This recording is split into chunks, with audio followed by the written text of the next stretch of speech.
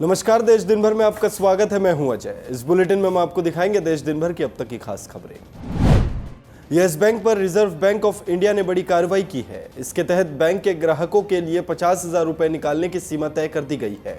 यानी ग्राहक अपने सेविंग्स, करंट और अन्य अकाउंट से एक महीने में खाते से सिर्फ 50,000 रुपए ही निकाल सकेंगे। हालांकि इमरजेंसी के लिए आरबीआई ने थोड़ी राहत जरूर दी है। यस बैंक के ग्राहक मेडिकल इमरजेंसी, शादी और एजुकेशन फीस जैसी जरूरतों के लिए 5 लाख रुपए तक निकाल सकते हैं। यस बैंक संकट पर केंद्रीय वित्त मंत्री निर्मला सीतारमण ने खाता धारकों को भरोसा दिया है कि उनका पैसा डूबने नहीं दिया जाएगा। बैंक के खाता धारकों का पैसा सुरक्षित है। खाता धारकों को चिंतित होने की जरूरत नहीं है। वित्त मंत्री ने कहा कि रिजर्व बैंक के अधिकारी समस्या का समाधान निकालने में जुटे हुए हैं।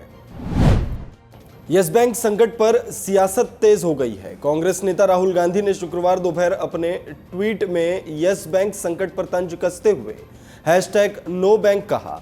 राहुल गांधी ने शुक्रवार को ट्विटर पर लिखा कि यस बैंक नहीं बल्कि नरेंद्र मोदी और उनके आइडिया ने देश की अर्थव्यवस्था को बर्बाद किया है। पूर्व केंद्रीय मंत्री और कांग्रेस नेता पी चिदंबरम ने यस बैंक संकट के जरिए मोदी सरकार को घेरने की कोशिश की है। चिदंबरम ने आरोप लगाया कि एनडीए राज में बैड लोन में 4 गुना इजाफा हुआ है। नोटबंदी ने हालात को और बिगाड़ दिया है। उन्होंने पूछा कि क्या यह सही है कि एसबीआई यस बैंक में निवेश का अवसर तलाश रही है। एसबीआई को यस बैंक में निवेश क्यों करना चाहिए। यस बैंक का संकट शेयर बाजार पर कहर बनकर टूटा। शुक्रवार को शेयर बाजार में भारी गिरावट आई है। सेंसेक्स सुबह 857 अंकों की गिरावट के साथ 37,614 पर खुला। थोड़ी ही देर में सेंसेक्स 1400 अंक तक टूट गया। कारोबार के अंत में सेंसेक्स 894 अंक टूटकर 37,576 पर बंद हुआ। इसी तहत निफ्टी 327 अंक टूटकर 10,943 पर खुला और अंत में 289 अंकों की गिरावट के साथ 10,989 पर बंद हुआ। यस बैंक कारोबार के अंत में 55% की गिरावट के साथ 16.55 पर बंद हुआ। दिल्ली हिंसा पर चर्चा की मांग को लेकर कांग्रेस समेत अन्य विपक्षी दलों का लोकसभा में हंगामा शुक्रवार को भी जारी रहा। वहीं अब हंगामे की जांच के लिए कमेटी का गठन कर दिया गया है। संसदीय कार्य मंत्री प्रहलाद जोशी ने शुक्रवार को सदन को बताया कि 2 मार्च से 5 मार्च तक लोकसभा में घटित सभी घटनाओं की जांच के लिए एक कमेटी बनाई गई है। इसकी अध्यक्षता खुद स्पीकर करेंगे। कमेटी में सभी दलों के सांसद होंगे। कमेटी 2 मार्च से 5 मार्च के बीच सदन में हुई घटना की जांच करेगी। कांग्रेस के 7 सांसदों के निलंबन का मुद्दा शुक्रवार को लोकसभा में उठा। लोकसभा में कांग्रेस के सांसदों ने जोरदार हंगामा किया। इस दौरान कांग्रेस सांसद अधीर रंजन चौधरी ने एक अजीबोगरीब बयान दिया।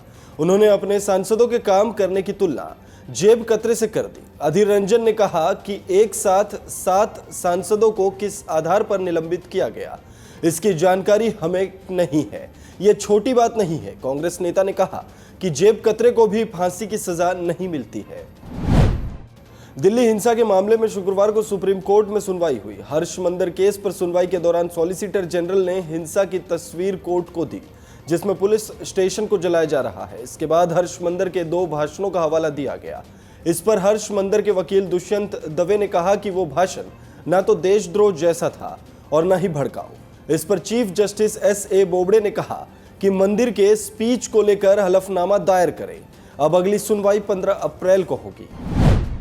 फांसी से बचने के लिए निर्भया के गुनहगार ने एक और दांव चला है। दोषी मुकेश शर्मा ने शुक्रवार को सुप्रीम कोर्ट में याचिका दाखिल करके फिर से क्यूरेटिव याचिका और दया याचिका दाखिल करने की मांग की। मुकेश की तरफ से वकील M.L. शर्मा ने ये याचिका दाखिल की है। मुकेश ने अपनी याचिका में कहा कि मुकेश की पूर्व वकील वृंदा ग्रोवर ने मुकेश को धमकाकर दबाव में लेते हुए हड़बड़ी में याचिका दाखिल करवाई गई। कर्नाटक सरकार को सुप्रीम कोर्ट से राहत मिली है। नागरिकता संशोधन कानून के खिलाफ विरोध प्रदर्शन के दौरान मंगलौर के थाने में आग लगाने वाले 21 आरोपियों को जमानत देने वाले हाई कोर्ट के फैसले पर सुप्रीम कोर्ट ने रोक लगा दी। सुप्रीम कोर्ट ने हाई कोर्ट के आदेश पर रोक लगाते हुए मोहम्मद आशिक सहित अन्य को नोटिस जारी किया। 19 दिसंबर को मोहम्मद आशिक सहित 20 लोगों ने CAA के खिलाफ विरोध प्रदर्शन के दौरान मंगलौर के थाने में आग लगा दी थी। इस बुलेटिन में फिलहाल इतना ही। तमाम खबरों के साथ फिर लौटेंगे। तब तक के लिए नमस्कार।